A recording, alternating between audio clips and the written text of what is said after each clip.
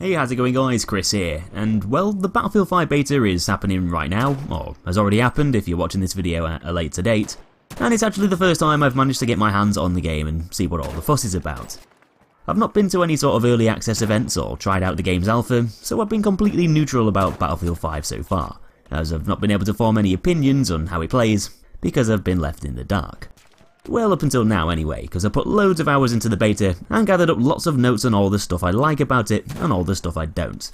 There's a lot of things that work well with the flow of the game, and lots of stuff that really need to be tweaked and fine-tuned. But overall it feels like a much different experience to Battlefield 1, which is actually quite surprising, and I'll be talking more about the things I'm particularly surprised about a bit later on. I'm going to split this video in two, going over all the positives first, followed by all the negatives. But do keep in mind that all the stuff I'm talking about is based on the beta, not the final product. So there's only a limited amount of weapons, game modes, maps and content on offer here, but it's enough for me to get the gist on the direction Battlefield 5's heading in. The game's still being worked on, and will continue being worked on up until November, and of course, just like any beta, there's going to be a fair share of glitches and awkward buggy random things that I'm going to discount from this video, because it's still early days and that stuff will hopefully be sorted by the time the game hits the shelves. These are my honest first impressions and opinions on Battlefield 5 so far. There's no bias, so I'm going to give credit where it's due, and constructive criticism on the stuff that really needs it. So if anyone from DICE happens to be watching this video, hopefully it'll be able to address my insights on some of the things that might need sorting out. But anyway, without further ado, let's run over those positives first. Now, as you can probably see from the gameplay behind, or if you've played the beta yourself, one of the first things you'll notice is how bloody good the game looks and sounds. The environments are dense with assets and real looking surfaces, making the maps come to life. And the weapon models have got some gorgeous textures and detail to them, really encompassing the power of the Frostbite engine and allowing it to show off what it can do. It all looks pretty good, apart from maybe the muzzle flashes and blood splatter effects, which I thought looked a bit more realistic in Battlefield 1. The sounds of the weapons firing, bullets cracking as they speed past your head, tanks ripping through walls and V1 rockets travelling overhead, are all things that add to the experience, to make it feel even more immersive. Definitely a good thing if you've got surround sound. These are all things that we've come to expect from a big budget AAA Battlefield title, and I can safely say that the game does look and sound pretty good overall, even on console. Frame rate can sometimes drop a little bit in some instances, but this is expected, especially with it being a beta, but it's generally nothing that really detracts too much from the gameplay overall, at least from my experience anyway. Battlefield 5's new movement system feels more fluid and a bit floatier than in the past games, as you can turn and run around in a more natural way, rather than dashing everywhere in straight lines, which definitely helps you out when you're trying to navigate around the map and get to and from somewhere quickly. It feels like you've got a lot more control over your movements, and I also love the fact that you can now jump through windows and roll when you land, so no more having to stab individual window panes to death for half a minute just to get through them, which is a very nice change. Gunplay feels a lot more responsive, and a bit different to how it felt in the past, as your weapons are now more affected by recoil and less affected by random things like spread and suppression, which often force your shots to fly off target, even though your aim is on point. This means that there's more skill involved to control the weapon's kick, giving them more distinction, and making them feel as though it's up to you to learn and master a specific gun's recoil, with weapon kick generally being more pronounced than it was in Battlefield 1. This is a good thing, as you don't have to worry so much about being at a disadvantage when someone suppresses you, or when you're using a gun that's prone to having a high amount of spread. This means that gunfights are more based around your own aim and your ability to control the weapon you're using, as opposed to being the weapon itself or the game's mechanics causing you to miss unnaturally. This nicely leads me over to weapon customization and upgrades, something I feel brings more uniqueness to the guns themselves and helps to reward players for using specific weapons over the course of time, something that Battlefield 1 was severely lacking. The more you use a weapon in Battlefield 5, the more you'll rank up with it, and as you get to higher ranks, you'll be able to unlock specializations using in-game currency that buff the weapons and upgrade their performance. And this is all done through an upgrade tree, meaning you'll have to choose a path you want to go down, limiting you to how you can upgrade your gun, but at the same time, making your decisions more profound and personal, to building a weapon that best suits your playstyle. So for instance, if you want a weapon to have better hipfire, you might have to sacrifice an upgrade to increase its aim down sight accuracy on the other side of the tree. So this just adds a new layer to the way guns are customized to suit the user, not only making the weapons feel a bit more unique from one another, but also giving players more of a reward for using them, which gets a big thumbs up from me. Now, one of the biggest surprises I found in the beta, which was honestly something I was a bit skeptical of when it was first announced, was the fact that I kinda like the whole fortification system, which I really didn't like the sound of at first. I wasn't initially thrilled to hear that there was going to be some sort of crafting element added to the game, but it actually works a lot better than I thought it would, and it fits into Battlefield 5 quite naturally.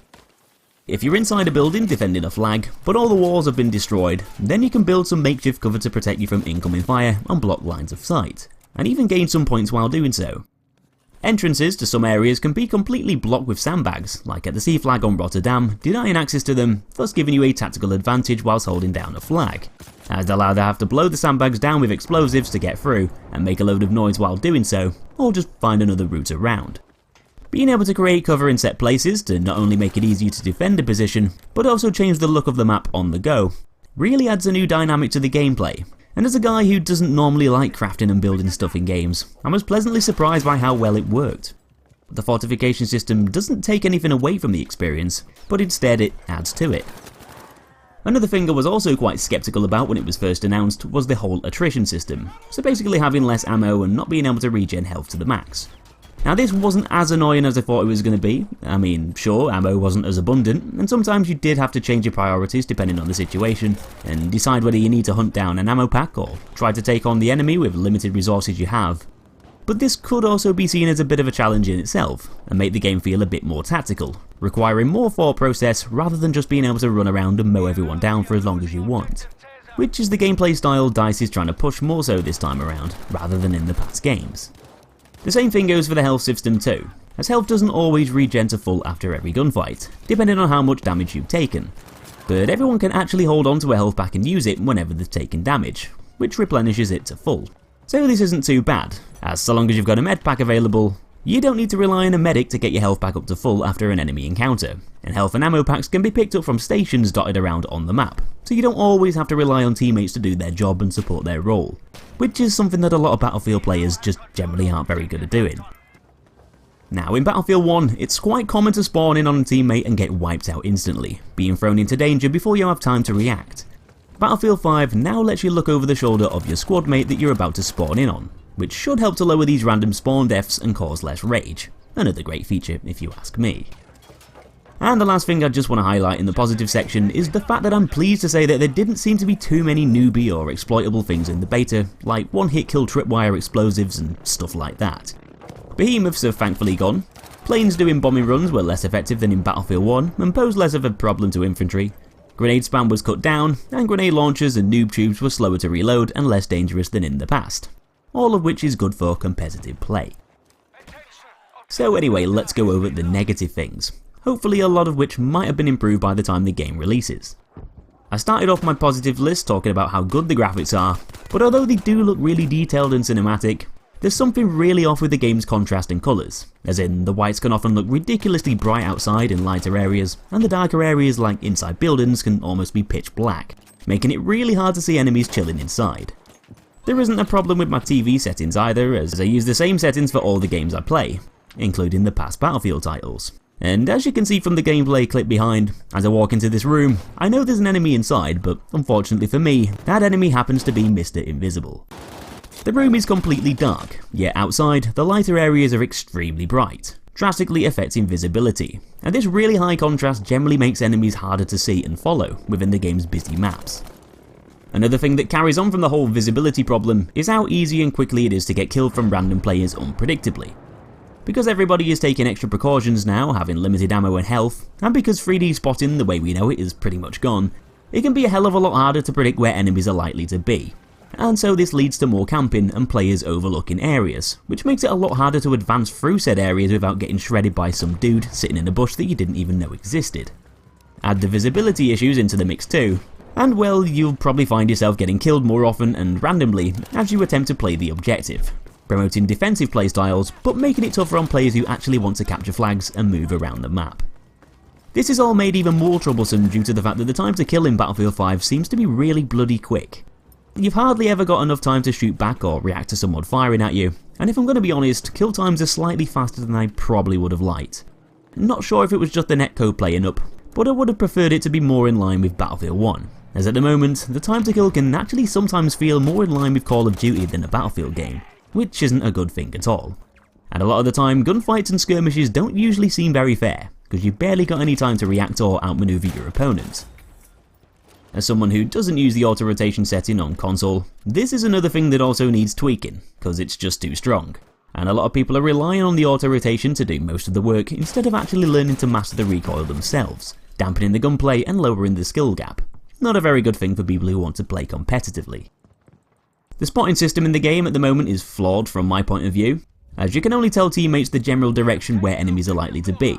And because people can often accidentally spot the wrong place or put the marker miles away from where an enemy actually is, it can often feel like a pretty inconsistent way to inform teammates on actual enemy positions. Especially if the enemy is moving around, which makes the spotting system pretty irrelevant due to you not being able to track their movements, with spotting arrows staying in the same place, usually the wrong place too. At the moment, there isn't really many gadgets that can relay enemy positions accurately to your team, like the scout spotting flare in Battlefield 1. So hopefully in the final build there's going to be some things that will allow us to do this, which should help to lower the amount of random deaths, being able to see where enemies are hiding amongst the game's busy environments, and the general position they're coming from, so everyone isn't just constantly getting shot in the back. I think another thing that would really help with being able to predict enemy movements is by making their footsteps more distinguishable.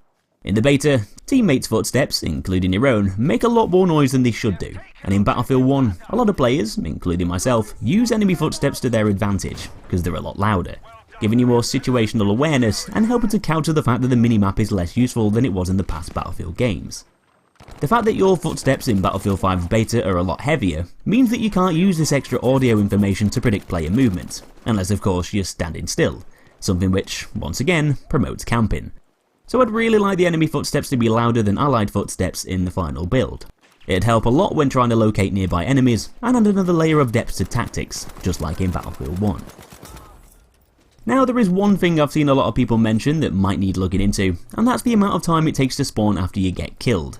Whenever you get taken out, your character model is just going to lie on the floor and flail their arms around, waiting to either get revived or bleed out and die.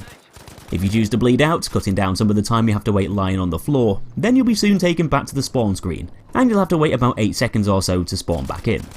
The problem is, you'll also have to wait about 8 seconds at the spawn screen, even if you choose to wait for a medic and not get revived before the timer runs out. So naturally, people are going to choose to bleed out more often, rather than wait around for a medic or squad member to help out, as this basically cuts down the time it takes to get back into the game. I think if you choose to wait longer to be revived, instead of bleeding out to get back to the spawn screen quicker, then you shouldn't have to wait as long to spawn back in, because you've already waited a bit longer whilst you were lying on the floor waving your arms around.